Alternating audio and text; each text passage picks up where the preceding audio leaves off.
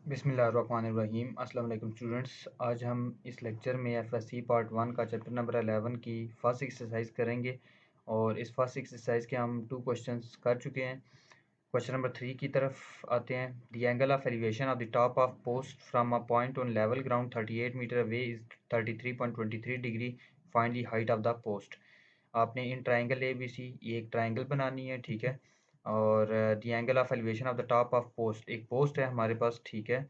और उसका angle of elevation एक पॉइंट ए से जो बन रहा है वो 33.23 डिग्री है, और वो ए और सी के बीच में जो डिस्टेंस है वो कितना है, 38 मीटर।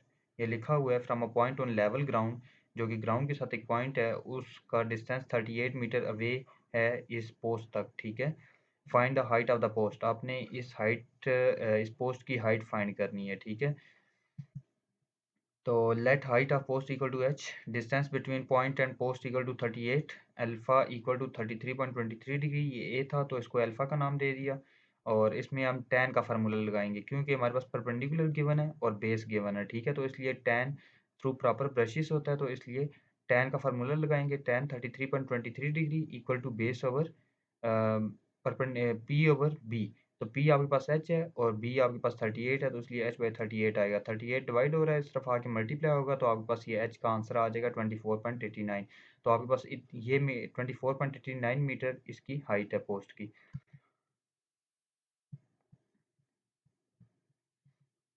क्वेश्चन नंबर 4 है, A masjid मीनार 82 meters high cast a shadow 62 metre long. आपके पास एक मस्जिद है और उसकी शेडो जो है वो 62 मीटर अवे वो पड़ रही है, ठीक है, उसका शेडो है। तो 82 मीटर उसकी हाइट है। Find the angle of elevation, हमने ये एंगल ऑफ एलिवेशन फाइंड करना है। अब फिर इसमें आप लोग देख सकते हैं परपेंडिकुलर गिवन है और बेस गिवन है, तो आप लोगों ने tan का फार्मूला लगाना है। हाइट ऑफ मीनार 82 मीटर है, शेडो ऑफ मीनार 62 है। अच्छा, उसके मीनार की जो शेडो है वो 62 है, ठीक है। From right triangle A B C tan theta equal to perpendicular over base 82 over 62। तो ये आप लोगों ने tan इधर ला के इन्वर्स करना है, और tan इन्वर्स 82/62 करें तो ये 52.9 डिग्री इतना एंगल ऑफ एलिवेशन आएगा। तो ये थीटा आपके पास एंगल ऑफ एलिवेशन होगा। Question number 5. The angle of depression of boat 65.7 meter from the base of the cliff is 28.9 degree. How high is the cliff? अच्छा, डिप्रेशन एंगल आपके पास क्या होता है? डिप्रेशन एंगल आपके पास ये ऊपर आपके पास लेट्स सपोज ये एक ट्रायंगल है। Let height of the cliff, एक क्लिफ है जिसकी हाइट h है, ठीक है। From right triangle A B C, अब ये इसकी हाइट आ चुकी है और ये 65.7 metre away from the base of the cliff. और जहाँ से एंगल ऑफ डिप्रेशन हमने बनाना है वहाँ तक इसका डिस्टेंस कितना है, 65.7 मीटर। तो ये आपने एंगल ऑफ डिप्रेशन ये होता है, एक्चुअली ये एंगल ऑफ डिप्रेशन होता है 28.9 डिग्री। अब ये 28.9 डिग्री है, तो जो एंगल ऑफ डिप्रेशन है वो एंगल ऑफ एलिवेशन के इक्वल होता है। तो ये आपके पास इस ट्राइंगल के अंदर वाला एंगल जो होगा वो ये भी 28.9 डिग्री होगा। अब हमने एच इसकी हाइट फाइंड करनी है, ठीक है। How high is the Cliff, मतलब कि हाइट फाइंड करनी है, ठीक है। तो फिर आपने ये देखें परपेंडिकुलर और बेस आ रहा है हमारे पास, तो फिर आपने tan का फार्मूला लगाना है। tan 28.9 degree equal to h/65.7। तो देख लें हम 3 क्वेश्चंस में ये आप लोगों ने यही फार्मूला लगाया है tan का, तो ये आप लोगों ने याद रखना है। h इक्वल टू ये आपने इसको फाइंड कर लेना है। From the top of the cliff 52 meter high, the angles of the depression of two ships due to east of it are 36 degree and 24 degree respectively. Find the distance between the ships. अच्छा, दो boats हैं, ठीक है या ship कह सकते हैं। तो इनका एक क्लिफ है, ये इस क्लिफ की हाइट कितनी है, 52 मीटर हाई है क्लिफ, ठीक है। ये एक क्लिफ है। अब ये एक बोट है, एक बोट ये है। एक बोट का एंगल आपके पास इसका 24 डिग्री बनेगा क्योंकि इसकी एंगल ऑफ डिप्रेशन 24 डिग्री होगा, तो ये एंगल 24 डिग्री होगा। सेकंड बोट की जो एंगल होगा आपके पास 36 डिग्री इसका एंगल ऑफ डिप्रेशन होगा, इसलिए इसका एंगल ऑफ एलिवेशन भी 36 डिग्री होगा, ठीक है। तो इसमें आप लोगों ने ए बी सी और डी ये नाम दे देने हैं, ठीक है।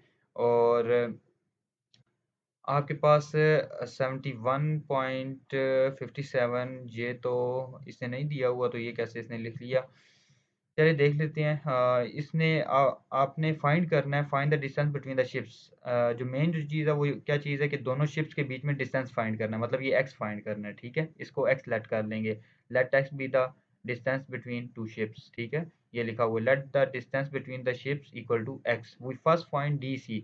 सबसे पहले हमने डी सी फाइंड करना है, ठीक है। ये देखें इसने लिखा हुआ है, तो ये हमने फाइंड करना है। ये हमारे पास मौजूद नहीं है क्वेश्चन के अंदर, तो ये इसने शायद फाइंड करके फिर लिखा हो।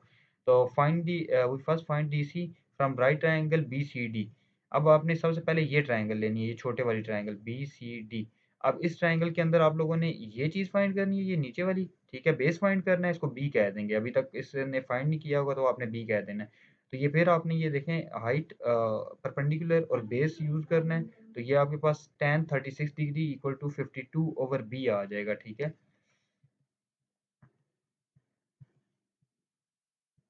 ये देख सकते हैं आप लोग tan 36 degree equal to 52 over B भी लिख सकते हैं और डी सी भी लिख सकते हैं, क्योंकि वो डी सी था, ठीक है।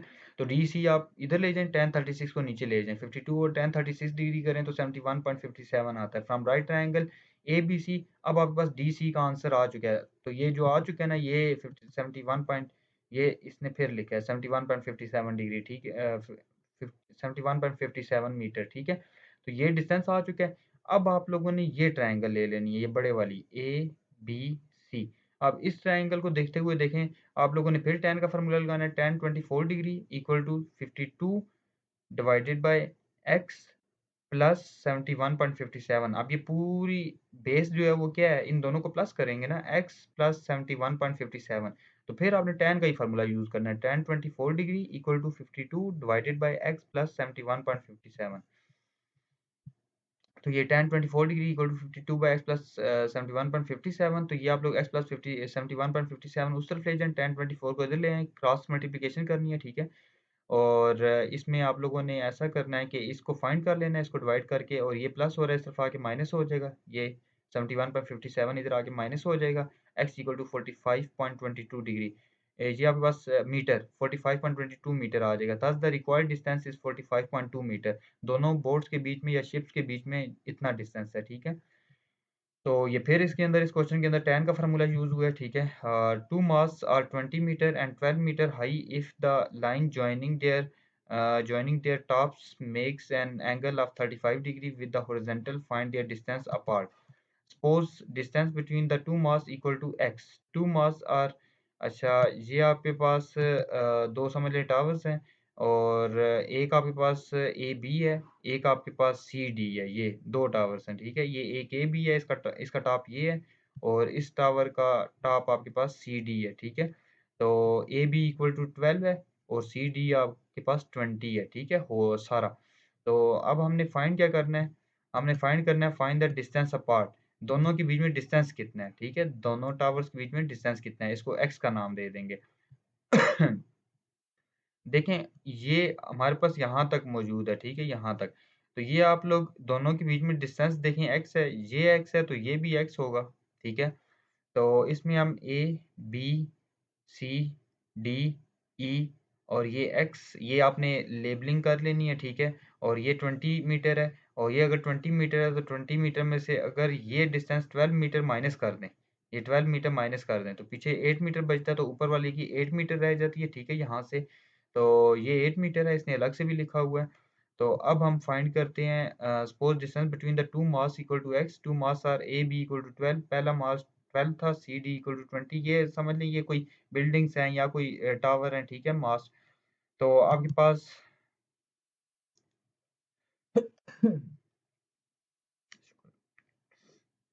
अच्छा डी ई इक्वल टू, अच्छा ये सबसे पहले तो ये डी ई का डिस्टेंस निकाल रहा है, जो ये जो इसने 8 मीटर निकाला हुआ है। डी ई किसके इक्वल होगा, डी सी माइनस सी ई। तो डी इक्वल होगा सी डी माइनस सी ई। तो सी डी माइनस सी ई अब बराबर है, आपको पता है सी ई इसके पैरेलल है ए बी के, तो हम सी ई की जगह ए बी लिख सकते हैं। और सी डी की डिस्टेंस 20 था, ठीक है।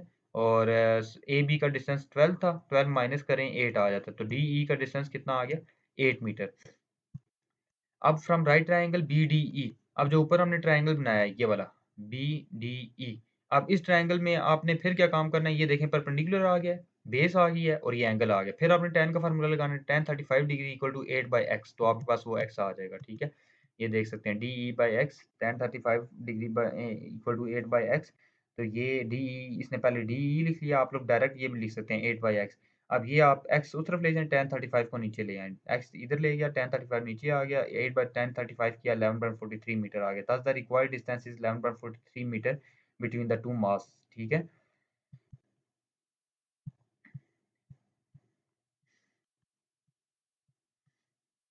The measure of the angle of elevation of a kite is 35 degree. The string of the kite is 340 meter long. If the sag is the string is 10 meters, find the height of the kite. अच्छा, हमारे पास एक kite है जो कि जिसका समझ लें 35 degree angle बन रहा है, एंगल ऑफ एलिवेशन, ठीक है। और ये आपके पास टोटल जो इसकी लेंथ है वो कितनी है, 340 metre. The string of the kite is 340 metre, ठीक है। स्ट्रिंग मतलब डोर, ये डोर जो है आपके पास 340 मीटर है। और वो कहता है कि 340 मीटर में आपके पास वो जो उसका सैग है जो कि समझ लें जो झुकी हुई है या बेंडिंग है उसके अंदर, वो कितनी है, 10 मीटर। तो 10 मीटर वो नीचे हुई है, ठीक है। अगर वो उसको बिल्कुल स्ट्रेट कर दिया जाए, तो आपके पास वो 10 मीटर निकाल दिया जाए तो वो 330 मीटर इतना बनता है, ठीक है, उसका डिस्टेंस, हाथ से लेकर उस काइट तक डिस्टेंस जो है, ठीक है। तो फिर मैं बता रहा हूँ कि कोई भी हम पतंग उड़ाते हैं तो पतंग उड़ाने में आप लोगों को पता है कि अगर आप लोग उड़ाते हैं तो ये आप लोग बिल्कुल स्ट्रेट लाइन नहीं होती, ठीक है। वो वेट की वजह से, उस स्ट्रिंग की वेट की वजह से, और समझ लें और इसके कोई और भी फैक्टर हो सकता है, जो फिजिक्स पढ़ते हैं उनको बड़े अच्छे से पता होगा कि ये जो है बेंड हो जाती है, ठीक है। जो आपके पास इसकी डोर होगी वो बेंड हो जाएगी, ठीक है। और ये टोटल 340 मीटर बन रही है। अगर इसको बिल्कुल स्ट्रेट कर दिया जाए तो ये 330 मीटर बनता है, क्योंकि 10 उसमें से माइनस कर दें, क्योंकि वो सैग है 10 मीटर, या आप लोग कह सकते हैं कि इसके अंदर 10 जो है वो आपके पास बेंडिंग है, तो आप लोग वो निकाल दें 340 में से, तो 330 बनता है, ठीक है। तो आपने हाइट फाइंड करनी है कि ग्राउंड से लेकर इस काइट की हाइट कितनी है। तो इसमें इसका भी tan का ही फ़ॉर्मूला यूज़ होगा। A B equal to net string. अब ए बी आपके पास नेट स्ट्रिंग है, ठीक है, स्ट्रिंग डोर मतलब। तो 340 में से आप लोगों ने सैग माइनस करना है, 340 में से 10 माइनस करना है, 330 metre from right triangle A B C sine 35 degree. अच्छा, अब आप लोगों ने देखें आपके पास हाइपोटेन्यूज है और परपेंडिकुलर है, तो आपने देखना है कि ये दो चीज़ें तो आती हैं साइन के अंदर, क्योंकि sine equal to P over H होता है, ठीक है, सम पीपल हैव। तो ये इसलिए साइन का फार्मूला यूज होगा। अगर बेस इसमें मौजूद होता तो हम tan का लगाते। sin 35 degree equal to h by 330। तो ये क्योंकि 330 बचा था बिल्कुल स्ट्रेट करके, क्योंकि हम ट्राइंगल यूज़ करते हैं जो बिल्कुल स्ट्रेट लाइन होती है, ठीक है। हमने 340 वाली यूज़ नहीं करनी, बेंडिंग वाली लाइन, वो ट्राइंगल तो नहीं होगा ना। तो ये 330 डिवाइड हो रहा है, इधर आके मल्टीप्लाई होगा, तो h इक्वल टू 189.3 मीटर आ जाएगा। Thus the kite is 189.3 metre high. तो काइट इतनी हाई होगी, ठीक है। A parachutist is descending vertically. How far does the parachutist fall as the angle of elevation of changes from 50 degrees to 30 degree, which is observed from a point 100 meter away from the feet of the parachutist where he touches the ground. एक parachuter है, ठीक है, जो कि आपके पास fall कर रहा है, ठीक है। और let the parachutist fall the distance equal to x equal to B D. तो हमने जो चीज़ इसमें फाइंड करनी है, how far the does the parachutist fall as the angle of elevation changes. अच्छा, इसमें आप लोगों ने फाइंड करना है कि कितने डिस्टेंस पे वो जो है वो पैराशूटिस्ट फॉल करेगा या ग्राउंड को टच करेगा, ठीक है। We will first find D C. अच्छा, इसमें आपने डायग्राम बना लेनी है, ए बी सी और ये डी, ठीक है। तो पहले वो बी पॉइंट पे था तो उसका एंगल ऑफ एलिवेशन 50 था। फिर वो डी पॉइंट पे आया तो इसका एंगल ऑफ एलिवेशन 30 हो गया। ज़ाहिर सी बात है, नीचे आया तो एंगल भी कम होगा, ठीक है, ये एंगल कम हो जाएगा। और ये आपके पास 100 मीटर आपके पास यहाँ से ऑब्जर्व किया जा रहा है, ठीक है, 100 मीटर पार्ट अवे आपसे। ये देखें लिखा हुआ है, which is observed from a point 100 metre away, जो कि एक पॉइंट से ऑब्जर्व किया जा रहा है इस पैराशूटिस्ट को, ये आपके पास 100 मीटर अवे है, ठीक है। तो from right triangle A C D, सबसे पहले आपने ये ट्रायंगल लेनी है, ये छोटे वाली ए सी डी। अब इस ए सी डी में आपने tan 30 यूज़ करना है, tan 30 equal to D C divided by 100 metre. तो ये डी सी ओवर 100 लिखना है, 100 डिवाइड हो रहा है, इधर आके मल्टीप्लाई कर दें, डी सी का आंसर आ जाता है 57.7 मीटर। अब आपने ये जब आपके पास आंसर आ चुका होगा, अब आपने बड़ी ट्राइंगल यूज करनी है, A B C. From right triangle A B C, अब आपने ये बड़ी ट्राइंगल यूज करनी है, tan 50 equal to B C, ये बी सी पूरी हाइट और ये आपके पास ए सी, ठीक है। तो बी सी ओवर ए सी, बी सी आपके पास x प्लस 57.7 बनता है, क्योंकि ये हम फाइंड कर चुके थे 57.7 है और ये x है, ठीक है। तो x प्लस 57.7 डिवाइडेड बाई 100, और ये 100 डिवाइड हो रहा है, इधर आगे tan 50 से मल्टीप्लाई हो जाएगा, तो ये इसने 100 tan 50 इस तरफ लिख लिया, x प्लस 57.7 इस तरफ लिख लिया, ये आप मल्टीप्लाई करेंगे और 57.7 प्लस हो रहा है, इधर आके माइनस हो जाएगा, ये आप सारा इसको कैलकुलेट करेंगे, 61.47 मीटर आएगा। Thus the parachuters fall at a distance of 61.47 metre. तो पैराशूटर्स जो है वो आपके पास फॉल करेगा दो एंगल्स के बीच में इतना जो है उसने डिस्टेंस जो है वो फॉल किया उसने, ठीक है, 61.47 मीटर। ये भी इजी क्वेश्चन था। An isosceles triangle has a vertical angle 108 degree and a base 20 centimeter long. Calculate altitude. अच्छा, हमारे पास आइसोलेस ट्राइंगल है जिसका वर्टिकल वर्टिकल एंगल जो है 108 आपके पास है, ठीक है। वर्टिकली एंगल इसका 108 डिग्री है, ठीक है। ये अगर आप हाफ ऑफ करें, आपके पास इसके दरमियान में एक लाइन ड्रा कर लें, तो आपका हाफ ऑफ एंगल 54 बनता है, ठीक है। इसकी हाइट एच, हमने हाइट एच फाइंड करनी है, ठीक है। और ये 20 सेंटीमीटर लॉन्ग है, इसकी बेस ये 20 सेंटीमीटर लॉन्ग है। अगर मैं फिर हाफ ऑफ कर लूँ तो ये 10 बनेगा, ये भी 10 बनेगा। अच्छा, ये आप लोगों ने एक तो ऊपर एंगल रखना है वर्टिकली, ये वर्टिकली एंगल 108, इसको भी डिवाइड कर लेना है दरमियान से लाइन ड्रा करके, और नीचे जो इसकी बेस होगी उसको भी आपने डिवाइड करके 10 10 कर लेना है, ठीक है। तो in isosceles triangle A C equal to A B, A C आपके पास ए बी के बराबर होगा, ठीक है। मतलब कि ये ए सी इक्वल होता है ए बी के, क्योंकि दो साइड्स आइसोलेस ट्राइंगल की इक्वल होती हैं, ये इसीलिए इसने दो लाइनें लगाई हुई कि ये दोनों आपस में इक्वल हैं, क्योंकि आइसोसेलेस ट्रायंगल के अंदर दो साइड्स इक्वल होती हैं। तो ए सी इक्वल होगा ए बी के। तो इसके ए C equal to A B होता है और साथ में दो एंगल्स भी इक्वल होते हैं, एंगल सी और एंगल बी। ये वाला एंगल बी, ये दोनों एंगल भी इक्वल होते हैं फ्रॉम वन। अच्छा, हमारे पास वन क्या है, वन ये है कि angle A plus angle B plus angle C equal to 180। अब हमारे पास ये तो एंगल ए है, ये एंगल सी है, ये एंगल बी है, तीनों एंगल को प्लस करें 180 के इक्वल होता है, क्योंकि हम जानते हैं कि ट्राइंगल के तीनों एंगल्स का सम 180 के इक्वल होता है।